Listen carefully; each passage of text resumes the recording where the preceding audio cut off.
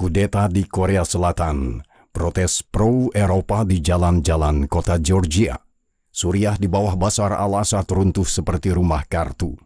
Dan ini hanyalah puncak gunung es dari kekacauan yang dihantam oleh kapal tatanan dunia. Di bawah permukaannya terdapat kepenuhan gunung es ini yang terdiri dari banyak elemen lainnya.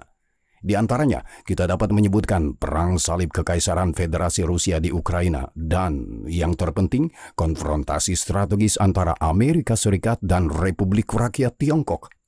Namun, cermin geopolitik hanyalah satu dari sekian banyak cermin yang dapat kita gunakan untuk melihat dunia yang berderak di akhir tahun 2024. Jangan lupakan terobosan dalam kecerdasan buatan, era baru penjelajahan luar angkasa, atau pengaruh mata uang kripto yang semakin besar. Di sisi lain, ada tema perjuangan kelas yang berulang. Kesenjangan ekonomi dan sosial semakin besar dan tidak selalu sejalan dengan garis-garis yang sudah dikenal antara negara kaya dan miskin. Semua tema ini disatukan seolah-olah melalui sebuah lensa oleh Presiden Amerika Serikat ke-47 yang baru, Donald Trump. Trump dalam satu hal adalah pelengkap dari kekacauan ini, wajahnya dan perwakilannya. Mengapa sistem yang kacau ini membawa Trump ke puncak dunia? Apa saja peluang dan risiko dari pemerintahannya dan mengapa hal itu begitu penting bagi nasib seluruh dunia? Mari kita melihat dunia melalui mata Donald John Trump. Selamat datang di 20th Report.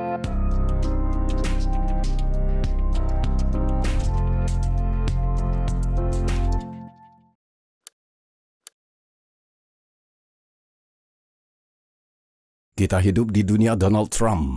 Sejak hasil pemilu Amerika diumumkan, semua pengamat politik, ekonomi, dan militer memusatkan perhatian pada calon Presiden Amerika Serikat. Pengangkatan mendadak yang beruntun, pengumuman yang tidak sopan, dan bahkan ancaman telah berjatuhan seperti petir dari langit cerah hampir setiap hari sejak kemenangannya.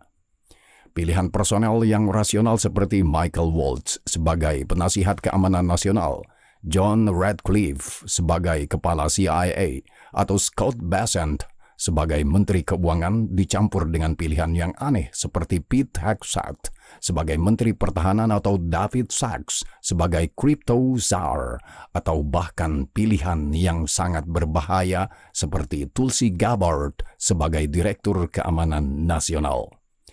Siapapun yang mencoba menganalisis gerakan-gerakan ini untuk mencari suatu skema, suatu kunci, atau suatu strategi besar, pasti akan gagal terlebih dahulu. Namun tidak mengherankan jika banyak yang mencoba mengungkapnya. Hampir setiap area strategis politik dunia akan bergantung pada langkah-langkah Amerika, Trump, pada tahun 2025, apapun bidangnya. Secara harfiah, nasib setiap manusia di dunia dapat dikaitkan dengannya, kecuali mungkin para biksu yang bermeditasi di gua-gua Tibet. Secara geopolitik, ini adalah perang di Ukraina, konflik dengan Tiongkok, atau hubungan dengan Eropa yang sedang sakit. Secara ekonomi, ini adalah pertanyaan tentang kebijakan proteksionis yang diumumkan Trump di mana-mana. Terakhir, ada ceruk teknologi baru dan masa depan. AI, semikonduktor, mobil listrik, atau penerbangan luar angkasa. Tentu saja, seseorang mungkin mengatakan bahwa kita tahu apa yang akan dilakukan Trump karena dia mengatakannya. Masalahnya adalah Trump seperti penjual yang baik, banyak bicara, tetapi langkah-langkahnya tidak akan selalu mengarah pada penerapan pengumumannya secara linear. Salah satu contohnya adalah persetujuan diam-diam Trump dan Waltz untuk meningkatkan situasi dengan Rusia, meskipun dia seharusnya memaksakan perdamaian dalam waktu 24 jam. Kedua, dampak dari penerapan pengumuman ini mungkin tidak selalu memiliki hal yang diharapkan. Langkah-langkahnya mungkin hanya memiliki efek yang berlawanan dari yang diharapkan. Para penentang dan pencemooh Trump punya penjelasan sederhana untuk tindakan ini. Ketidakmampuan dan ego yang mementingkan diri sendiri. Dan meskipun mungkin tergoda untuk mengakhiri topik ini dengan penjelasan yang sepele, mengingat pentingnya pemilihan Trump bagi nasib semua orang, ada baiknya kita berpikir lebih jauh dan mempertimbangkan kemungkinan lain. Bagaimana jika ketidakpastian dan kekacauan Trump merupakan suatu keuntungan di zaman ini karena memang begitulah sifat era saat ini? Martin Sanvu di FT berpendapat bahwa ketidakpastian Trump adalah sesuatu yang disengaja. Pada dasarnya, para otokrat, baik yang sebenarnya maupun yang ingin menjadi otokrat dan bos gangster, hidup dengan rasa takut dan menolak aturan hukum dalam arti seluas-luasnya, yaitu sistem aturan yang berlaku secara konsisten bagi semua orang. Seperti yang dijelaskan Chris Gray, ketidakpastian berdasarkan keinginan pribadi seorang pemimpin merupakan inti dari cara mereka menjalankan berbagai hal, sebuah fitur, bukan bug. Penulis mengembangkan gagasan ini dalam kerangka teori permainan yang mempelajari perilaku strategis, situasi di mana langkah terbaik Anda bergantung pada langkah pemain lain yang pada gilirannya mencoba memprediksi langkah Anda. Oleh karena itu, dalam teori ini, strategi terbaik adalah strategi keacakan. Seorang lawan tidak dapat memainkan permainan sesuai aturannya dan mendorongnya ke arah yang lebih sesuai dengannya karena ia tidak dapat mengantisipasi langkah lawannya. Sanbu menambahkan, keacakan yang sesungguhnya sulit dibuat-buat, jadi akan lebih baik jika terlihat sedikit gila atau sedikit lepas kendali. Memang, keseimbangan tangan yang gemetar yang dinamai dengan indah adalah konsep teori permainan yang menunjukkan bagaimana strategi yang optimal harus memperlakukan perilaku orang lain sebagai sesuatu yang terus-menerus tunduk pada gangguan acak. Jari yang menekan tombol dapat selalu gemetar. Perhatikan nominasinya. Trump tidak ragu memilih Pete Hegseth sebagai Menteri Pertahanan untuk melawan budaya sadar di Angkatan Darat dan pada saat yang sama memilih Scott Bessent sebagai Menteri Keuangan untuk menjadi orang gay pertama yang secara terbuka menjabat. Ia bertaruh pada Tulsi Gabbard yang telah membuat banyak pernyataan yang sejalan dengan propaganda Kremlin, sementara mengirim Kate Kellogg yang seringkali bersikap 180 derajat berlawanan dalam isu yang sama untuk menangani perang di Ukraina. Ini hanyalah pengangkatan sementara untuk saat ini, tetapi mereka memberikan beberapa interpretasi tentang kekacauan yang mungkin kita lihat selama 4 tahun ke depan. Tentu saja, dalam kasus Trump, sulit untuk berasumsi bahwa kekacauan ini adalah taktik yang diperhitungkan dan berdarah dingin yang ditentukan oleh beberapa teori yang meyakinkan. Trump memang seperti itu. Yang menarik adalah bahwa proses sosial dan politik yang menggelegak di bawah permukaan di Amerika telah menempatkan seseorang dengan karakteristik seperti ini di pucuk pimpinan kekuasaan yang paling penting. Dan perlu diingat bahwa Trump telah mempertimbangkan untuk mencalonkan diri sebagai presiden pada akhir tahun 1980-an dan awal tahun 2000-an. Namun pada saat itu profilnya tidak sesuai dengan realitas dunia saat ini. Bagi Amerika atau Barat secara lebih luas, telah identik dengan prediktabilitas dalam beberapa dekade terakhir. Prediktabilitas itu baik karena memungkinkan analisis rasional dan tindakan yang didorong oleh laba. Ketika kita berinvestasi di suatu negara, kita menginginkannya stabil dan kita menginginkan undang-undang pajak tidak berubah setiap 4 atau 5 tahun. Namun, seperti yang dapat kita lihat dari teori permainan yang kami kutip sebelumnya, ketidakpastian membawa manfaat tertentu dalam keadaan tertentu. Ketepatan dihargai di dunia yang dapat diprediksi yang didominasi oleh AS setelah tahun 1990. Negara-negara yang stabil, yang memainkan permainan yang diatur oleh Amerika dapat mengandalkan bantuan modal dan tentara barat. Tempat-tempat yang tidak memiliki stabilitas ini tidak diizinkan di meja perundingan. Kurangnya investasi dan partisipasi dalam format-format utama, dan jika mereka mengekspor ketidakpastian ini ke wilayah tersebut, mereka dikembalikan ke stabilitas dengan paksa, bahkan jika stabilitas ini adalah stabilitas reruntuhan. Namun, bangkitnya Republik Rakyat Tiongkok ke posisi saat ini telah mengubah aturan mainnya. Beijing telah menjadi, bisa dikatakan, sponsor kekacauan yang menawarkan tempat berlindung yang aman bagi semua aktor yang membangun posisi mereka atas dasar ketidakpastian. Sanbu dengan tepat mengingatkan kita bahwa ketidakpastian adalah salah satu karakteristik terpenting dari setiap otokrat. Biasanya fitur inilah yang membantunya naik ke tampuk kekuasaan lebih awal dalam sistem yang kacau tempat ia muncul. Namun, kembali ke Tiongkok tiba-tiba menjadi jelas bahwa aktor yang tidak bermain sesuai aturan atau membuat keputusan yang tidak terduga mulai diberi penghargaan karena melakukannya. Sebelum perang di Ukraina, Rusia selalu selangkah lebih maju dari Barat dan mengantisipasi gerakan lunak Barat mengambil Crimea dan Donbas saat posisinya adalah yang terkuat dalam 20 tahun. Iran telah mengembangkan poros perlawanannya di Timur Tengah dan memperluas jangkauannya. Uji coba nuklir Korea Utara berturut-turut entah bagaimana diterima karena payung Tiongkok yang kuat atas rezim Kim. Selain itu, selusin pemimpin orang kuat di Afrika membangun lingkup pengaruh mereka atas dasar negara-negara yang melanggar tatanan yang mapan sambil menyingkirkan pengaruh kekuatan yang dapat diprediksi, terutama Perancis. Dengan kata lain, ketidakpastian mulai mendapat banyak penghargaan dalam geopolitik global. Sistem demokrasi yang lambat dan dapat diprediksi mulai kehilangan pijakan dalam permainan dengan aturan yang semakin sedikit. Aturan-aturan ini dieksploitasi secara sinis oleh para aktor yang tidak berniat memainkan permainan sesuai aturan tersebut. Di satu sisi, mereka memohon kepada lembaga-lembaga tatanan yang ada saat itu sesuai dengan keinginan mereka, WTO, PBB, dan lain-lain. Dan di sisi lain, mereka melanggar aturan-aturan ini di setiap kesempatan saat aturan-aturan itu menghalangi permainan ofensif mereka. Eropa dengan patuh mempercayai pernyataan Rusia yang berturut-turut yang tidak pernah berniat menghormati komitmen yang telah dibuatnya, misalnya dalam perjanjian Minsk. Di sisi lain, Tiongkok tidak pernah bermaksud untuk berpartisipasi dalam pasar bebas dan globalisasi berdasarkan aturan WTO. Satu-satunya tujuannya adalah untuk membangun kekuatannya sendiri. Jika itu berarti mencuri kekayaan intelektual, mensubsidi produsennya sendiri, dan menyingkirkan produsen asing, maka tidak masalah. Barat yang tergoda oleh prospek perbaikan jangka pendek selalu membayar harganya dalam ketidakstabilan jangka panjang. Dengan demikian, Barat yang dapat diprediksi itu terus bergerak hingga 24 Februari 2022. Pada saat itu, invasi Rusia ke Ukraina menyebabkan konsekuensi pertama yang tidak dapat diprediksi yang tidak diantisipasi oleh Moskow. Nilai kumulatif dari respons Barat melampaui asumsi Kremlin berkali-kali yang berarti bahwa Moskow gagal dalam perhitungannya untuk memasuki perang. Namun tidak semua prediksinya tentang Barat salah.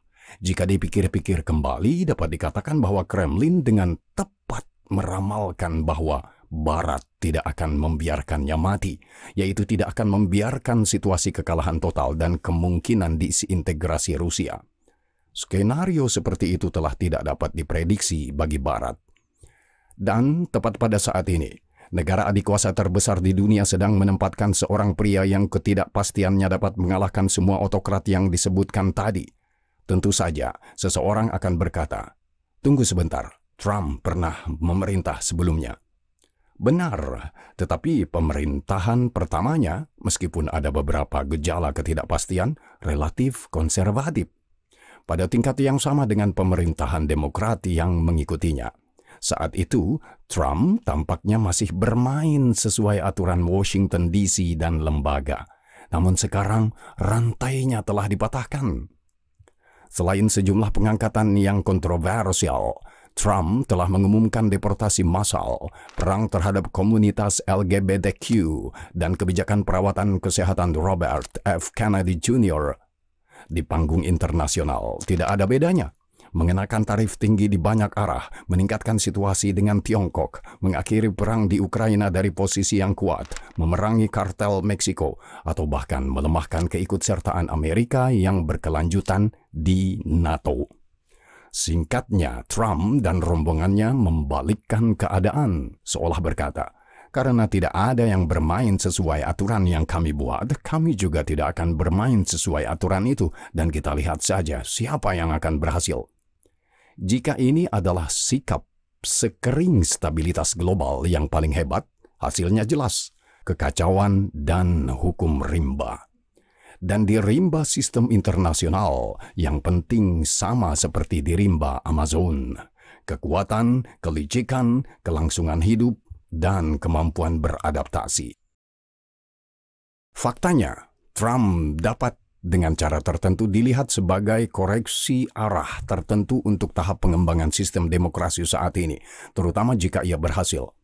Karena tidak ada jalan keluar dari kesimpulan bahwa negara-negara demokrasi pada akhir abad ke-20 dan awal abad ke-21 jatuh ke dalam semacam matriks kepuasan diri dan kehilangan kontak dengan realitas. Tindakan mereka seringkali diencerkan, ditunda, tidak efektif, atau bahkan kontraproduktif. Ini mungkin generalisasi yang cukup, tetapi kita tidak akan berada dalam situasi kekacauan global dan autokrasi yang semakin kuat jika sebaliknya. Negara-negara demokrasi seringkali dikalahkan oleh rezim otokratis yang potensinya biasanya jauh lebih rendah. Jadi, mengapa mereka dikalahkan? Karena keputusan strategis yang diambil oleh demokrasi biasanya melewati serangkaian cermin yang berurutan. Kelompok kepentingan, lapisan ideologis, pencarian konsensus yang buruk, atau polarisasi politik yang melayani kepentingan partai. Hasil akhirnya seringkali sangat jauh dari kebutuhan nyata dan tindakan yang efektif. Ini mungkin terdengar agak brutal, tetapi dalam beberapa dekade terakhir setelah kebangkitan Tiongkok, para otokrat seringkali lebih baik dalam menavigasi lingkungan internasional daripada pemerintahan yang demokratis. Mereka lebih cepat, lebih cerdik, lebih baik dalam mengeksploitasi peluang yang relatif terhadap potensi mereka. Peringatan terakhir ini penting. Karena mari kita ingat bahwa negara-negara otokratis umumnya memiliki potensi kolektif yang lebih rendah karena ekonomi mereka tidak dibebaskan dan dengan demikian kurang efisien daripada ekonomi pasar bebas standar. Di sisi lain, para otokrat yang lebih fleksibel dan gesit lebih mampu mencapai tujuan mereka di panggung internasional meskipun potensinya lebih rendah. Disinilah Trump 2.0 muncul, menawarkan serangkaian kualitas serupa pemimpin tangguh, tetapi dengan ekonomi pasar terbesar di dunia di belakangnya. Ini merupakan peluang sekaligus resiko besar. Seseorang dengan profil pemimpin yang tangguh, kacau, dan memiliki ego besar pada jabatan demokrasi terpenting di dunia adalah skenario ideal untuk upaya perebutan kekuasaan yang dimotivasi oleh inefisiensi negara, misalnya dengan membengkokkan aturan hukum atau oleh populisme dan propaganda. Tujuan akhir dari jalur semacam itu jelas, otokrasi. Dan itulah sebabnya kekuatan lembaga-lembaga Amerika akan sangat penting selama 4 tahun ke depan. Lembaga-lembaga inilah yang akan memainkan peran kunci dalam masa jabatan keduanya. Bukan tanpa alasan, Daron Acemoglu dan James A. Robinson memenangkan hadiah Nobel 2024 untuk buku mereka Why Nation Fail, di mana mereka berpendapat bahwa yang membedakan negara-negara kaya, makmur, dan stabil dari negara-negara yang lebih miskin dan menurun adalah kekuatan lembaga-lembaga nasional mereka, ekonomi, politik, atau peradilan. Lembaga-lembaga inilah yang mengikat negara bersama-sama, memberi harapan bahwa wanita pembersih memiliki hak yang sama di pengadilan seperti presiden, dan memastikan kelangsungan negara terlepas dari siapa yang berkuasa. Jadi, kunci keberhasilan kepresidenan Trump mungkin terletak pada ketidakpastiannya di panggung internasional yang akan disikapinya dengan fleksibilitas lebih besar daripada demokrasi tradisional sembari mengendalikan egonya sendiri melalui lembaga domestik dan internasional yang efektif. Jika ini berhasil untuk pemerintahan Trump, ia mungkin akan diikuti oleh gelombang pemimpin yang berpikiran sama di negara lain. Profil pemimpin yang kuat atau pemimpin wanita dari negara demokrasi bukanlah hal yang sepenuhnya baru. Di Amerika sendiri, Franklin D. Roosevelt dan Ronald Reagan muncul dalam pikiran. Bagi orang Inggris, Winston Churchill atau Margaret Thatcher. Bagi orang Prancis, Charles de Gaulle. Dan bagi orang Singapura, Lee Kuan Yew. Tentu saja, Donald Trump tidak berada di posisi yang sama dengan orang-orang ini. Masing-masing menonjol karena sesuatu yang berbeda dan dunia berbeda di bawah masing-masing pemimpin ini. Roosevelt melawan Hitler dan membagi dunia dengan Stalin dan Churchill. Reagan mengalahkan Soviet. De Gaulle membangun kembali Republik kelima yang kuat dan berdaulat. Dan Lee Kuan Yew menciptakan proyek negara yang unik secara global di Singapura. Ujian lakmus Trump adalah China, tetapi itu bukan satu-satunya bidang yang ingin diingatnya. karena Trump bisa menjadi pemain kunci dalam revolusi teknologi baru yang sedang kita hadapi. Dimasukkannya tokoh-tokoh Silicon Valley dalam pemerintahannya, khususnya anggota yang disebut mafia PayPal, mungkin tidak sepenuhnya belum pernah terjadi sebelumnya karena Big Tech telah terlibat dalam pembuatan kebijakan sebelumnya. Tetapi skala yang dilakukan Trump memang benar-benar belum pernah terjadi sebelumnya. Sebagai pengingat, mafia PayPal adalah istilah informal untuk sekelompok mantan pendiri dan karyawan PayPal yang setelah menjual perusahaan tersebut ke eBay pada tahun 2002, kemudian menjadi sukses dalam industri teknologi dengan mendirikan atau mendukung perusahaan-perusahaan berpengaruh lainnya. Kelompok ini meliputi Peter Thiel yang kemudian menjadi pendiri Palantir Technologies, David Sacks, Yammer, Reid Hoffman, LinkedIn, Harley, Chen, dan Karim, YouTube, Wong, CEO Reddit, atau akhirnya Musk, baron teknologi dan pemilik Tesla, SpaceX, atau X. Secara langsung sebanyak 3 orang dari kelompok ini, Thiel, Sacks, dan tentu saja Musk, sangat terkait erat dengan pemerintahan baru. Peter Thiel telah memberikan dukungan finansial kepada Trump sejak kampanye pemilihan pertama, sementara klien utama Palantir adalah sel-sel pemerintah seperti CIA dan FBI. Di sisi lain, Sacks dan Musk telah diberi departemen mereka sendiri. David Sacks telah ditunjuk sebagai Raja Kripto dan AI Gedung Putih. Tugasnya akan mencakup pengawasan kebijakan tentang AI, kebebasan berbicara, dan pengembangan mata uang kripto. Sementara Elon Musk akan memimpin Departemen Efektivitas Pemerintah, DOGE, bersama dengan Vivek Ramaswamy. Tujuan utama Musk adalah untuk memangkas pemborosan dari birokrasi pemerintah. Ia bermaksud memangkas regulasi dan pengeluaran yang tidak perlu, dan tujuannya adalah untuk mengurangi anggaran federal setidaknya $2 triliun dari level saat ini sekitar $6,5 triliun. Selain ketiga yang disebut tadi, Trump juga didukung oleh tokoh-tokoh Silicon Valley yang mapan. Pendiri Netscape, Mark Andreessen, Palmer Luckey, CEO Anduril, perusahaan pertahanan teknologi tinggi, pendiri Oracle Larry Ellison, atau bahkan Mark Zuckerberg, kepala Meta. Anda tidak perlu menjadi Sherlock Holmes untuk menyimpulkan bahwa mereka semua membantu Trump berkuasa dengan cara mereka sendiri, terutama Musk melalui X, dan sekarang Trump melunasi utangnya sebagai pengusaha yang memiliki reputasi. Hal ini pada gilirannya berarti Big Tech memiliki kekuatan yang lebih besar daripada sebelumnya, dan mereka memiliki kekuatan yang sangat besar. Dengan beberapa orang seperti Naval Ravikant secara langsung menyatakan bahwa setelah penunjukan Trump tidak diragukan lagi bahwa Silicon Valley lah yang sekarang memegang kekuasaan paling besar di dunia. Situasi ini menghadirkan peluang besar sekaligus risiko besar.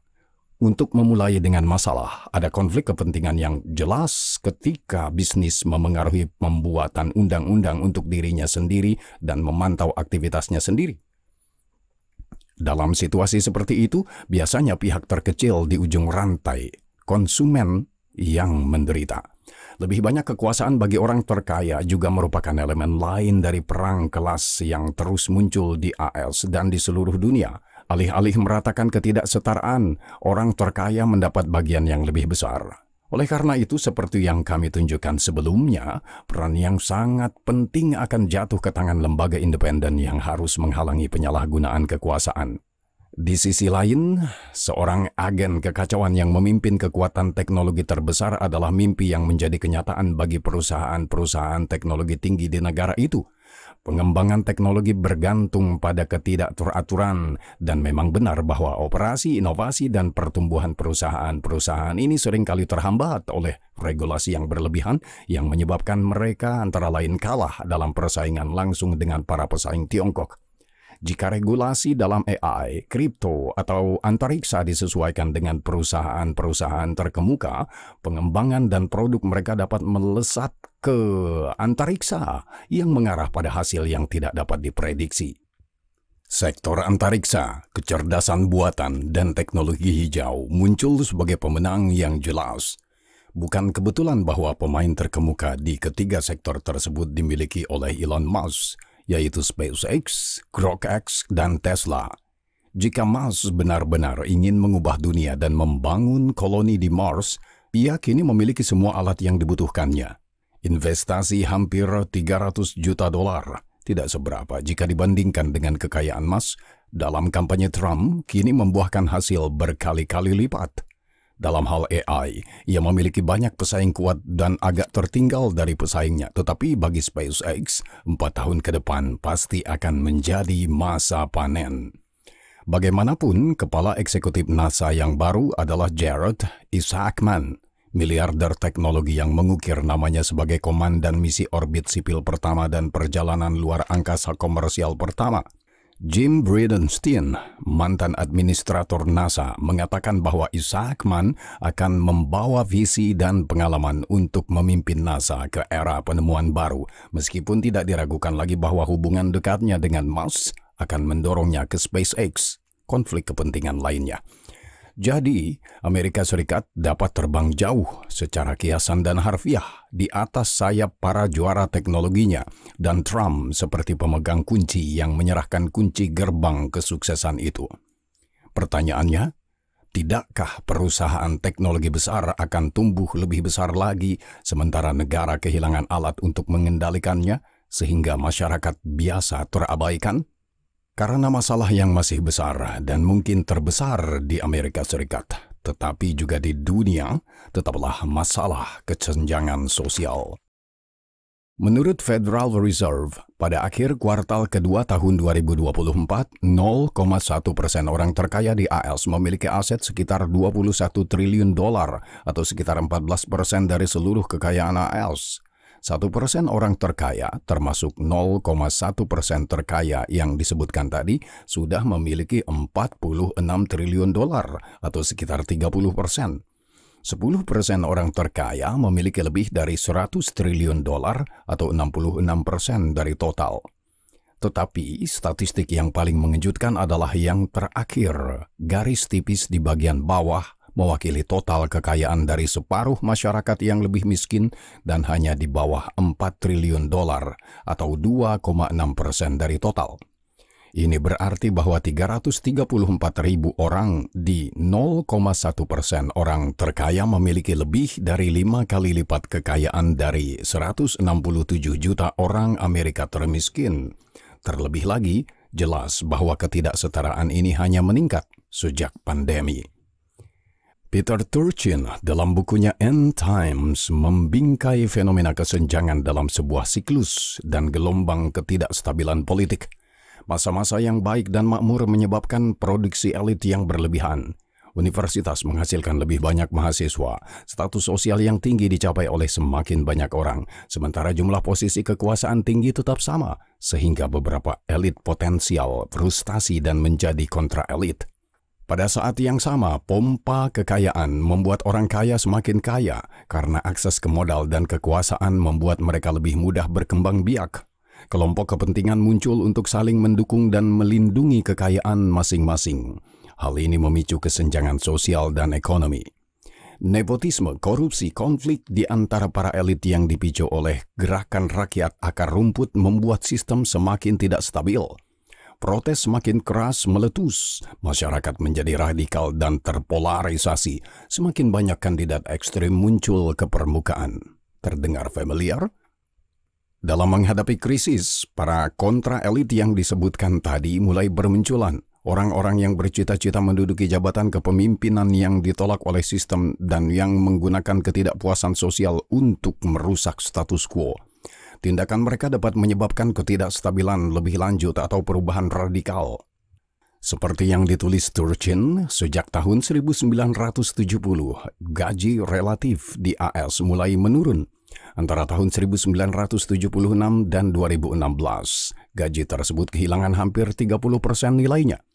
Turchin membangun teorinya berdasarkan model matematika yang mencakup banyak negara dan beberapa abad yang lalu, berdasarkan beberapa variabel ekonomi. Dari sini, ia menyimpulkan bahwa Amerika akan memasuki periode ketidakstabilan politik yang besar pada dekade kedua dan ketiga abad ke-21. Ia bahkan membuat prediksinya sebelum Donald Trump berkuasa pada tahun 2016. Namun, Apakah Trump secara realistis merupakan agen dari kontra elit dan rakyat kelas pekerja? Ia tentu saja menerima mandat dukungan yang jelas dari mereka dan suara mereka seringkali merupakan ekspresi penentangan terhadap kontrak sosial saat ini. Itulah sebabnya ia umumnya mendapat dukungan dari bagian masyarakat termiskin di belakangnya dalam pemilihan umum. Namun tindakan nyata yang menguntungkan mereka berarti memperkenalkan undang-undang yang akan mengurangi kesenjangan besar dalam kekayaan antara strata sosial, misalnya dalam bentuk pajak yang lebih tinggi bagi orang terkaya atau perusahaan dan transfer ke kelas termiskin dengan berbagai macam kebijakan.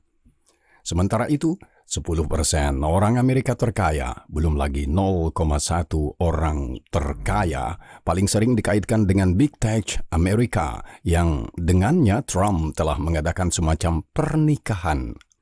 Tidak mungkin ia sekarang akan berbalik melawan mereka dan berkelahi dengan mereka. Melihat kembali grafik ini dan tahun 2017-2021, yaitu masa jabatan pertama Trump, tidak ada perubahan dalam tren yang negatif bagi orang termiskin.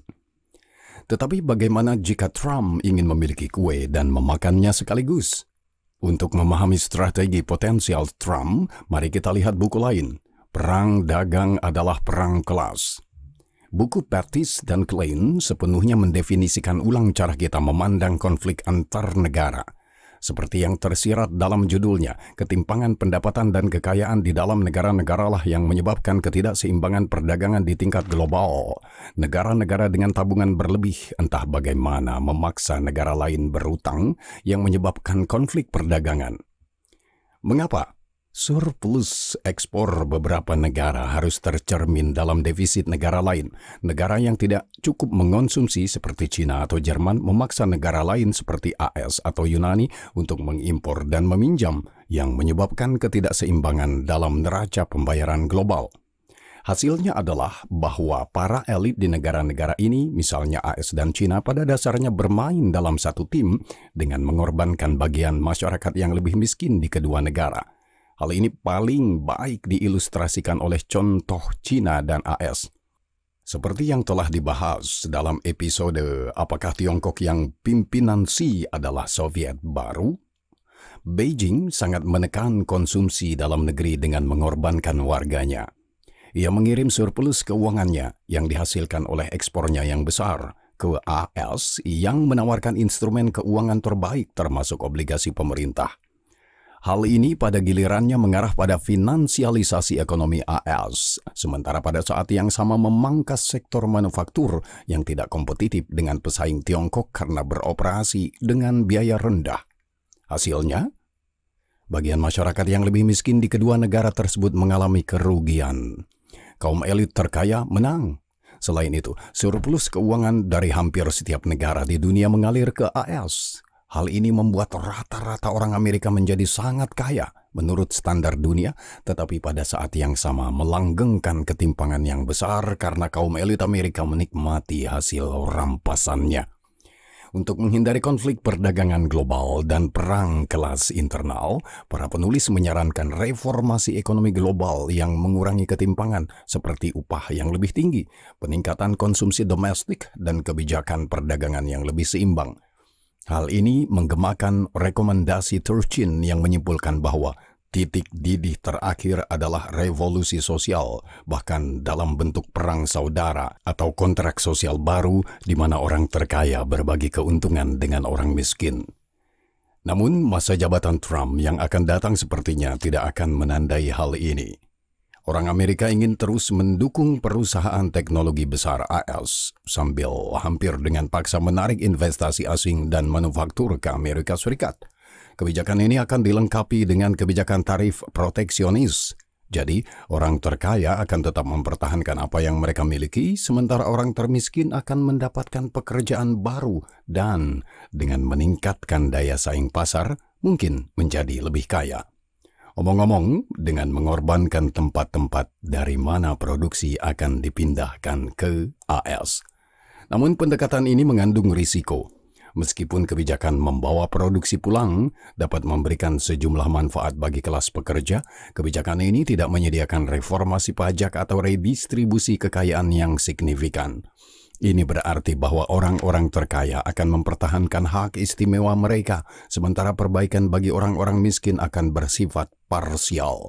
Selain itu, kebijakan proteksionis cenderung memperburuk konflik perdagangan yang dapat meningkatkan biaya hidup melalui kenaikan harga dan inflasi. Siapa yang akan paling merasakan hal ini? Orang-orang termiskin. Selain itu, penggunaan semua atribut negara adikuasa AS yang tidak terkendali terhadap pemain lain dalam permainan dapat memancing pertentangan dari anggota fundamental sistem lainnya.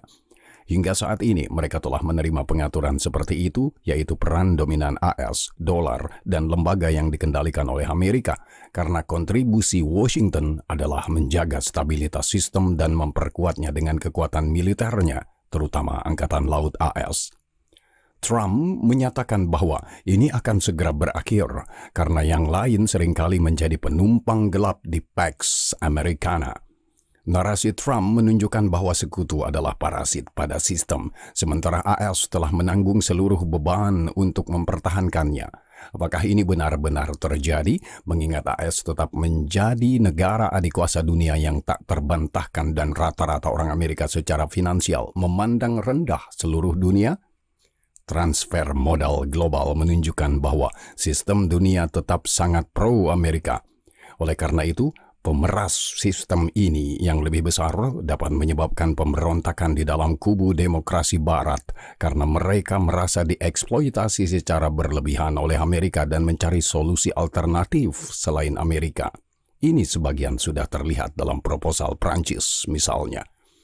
Oleh karena itu, ada banyak indikasi bahwa Trump akan membalikan banyak bidak catur di papan catur global, tetapi ia tidak akan membalikan bidak catur yang paling penting, bidak catur kaum elit yang merupakan bidak catur terbesar di Amerika. Dan itu adalah kabar baik bagi semua elit lainnya di belahan dunia lain karena, seperti yang ditunjukkan Klein dan Pettis, mereka saling memberi makan. Oleh karena itu, Trump tidak tampak seperti perwakilan sejati dari kaum kontra elit, tetapi seseorang yang dengan cekatan memainkan kartu ini dalam kampanye pemilihannya. Ini menunjukkan bahwa kekacauan dunia modern tidak hanya tidak akan berkurang, tetapi cenderung meningkat dengan mantap, karena setiap orang ingin mempertahankan hak istimewa mereka. Sementara itu, kelompok miskin, yang terdiri dari miliaran orang di seluruh dunia yang tidak terwakili oleh sistem, hanya tumbuh baik di AS, China, Uni, atau Global Selatan. Di AS, Trump menyalahkan China, Eropa, Kanada, atau Meksiko untuk keadaan ini. Uni Eropa menyalahkan China dan Rusia. China di sisi lain menyalahkan Uni dan AS, seperti halnya Global Selatan. Tetapi kebenaran, seperti yang ditunjukkan Pettis dan Klein, tidak selalu mengikuti batas negara. Untuk semua masalahnya, Eropa tampaknya menjadi yang paling egaliter, meskipun tidak berlebihan dalam konteks ini, yang bisa menjadi awal yang baik untuk membangun kembali posisinya. Di sisi lain, pompa kekayaan orang-orang terkaya di AS dan sebagian di Tiongkok dapat membawa terobosan teknologi, termasuk penciptaan koloni di bulan atau kemudian di Mars, atau munculnya kecerdasan buatan yang tidak dapat dibedakan dalam percakapan dan logika dari manusia yang terhubung langsung ke internet dan ditempatkan misalnya dalam tubuh humanoid sebagai sistem bagi kita masing-masing. Mungkin Big Tech berharap bahwa lonjakan produktivitas yang dihasilkan akan secara besar-besaran meringankan beban dan meningkatkan standar hidup orang-orang termiskin sehingga melemahkan klaim mereka. Namun hal ini patut dipertanyakan terutama dalam jangka pendek dan tidak menyelesaikan masalah ketimpangan karena kebenaran abadi adalah bahwa orang-orang membandingkan diri mereka satu sama lain. Yang benar adalah bahwa rata-rata Smith, Kowalski, atau Lee pada tahun 2025 lebih baik daripada seorang Raja Inggris 200 tahun yang lalu karena ia memiliki akses ke vaksin, sanitasi, mobil, atau dapat terbang ke sisi lain dunia. Namun, jika semua orang di sekitar Anda berada pada level itu tidak berarti banyak, terutama karena di puncak gunung akan tetap duduk sekelompok kecil orang yang mengumpulkan kekayaan di sekitar mereka. Kemudian akan selalu ada banyak orang yang menuntut distribusi yang adil. Dan kita tahu dari sejarah bahwa ini sering berakhir dengan perang. Kekacauan merupakan hal normal yang baru. Atau mungkin dunia hanya kembali ke pengaturan default-nya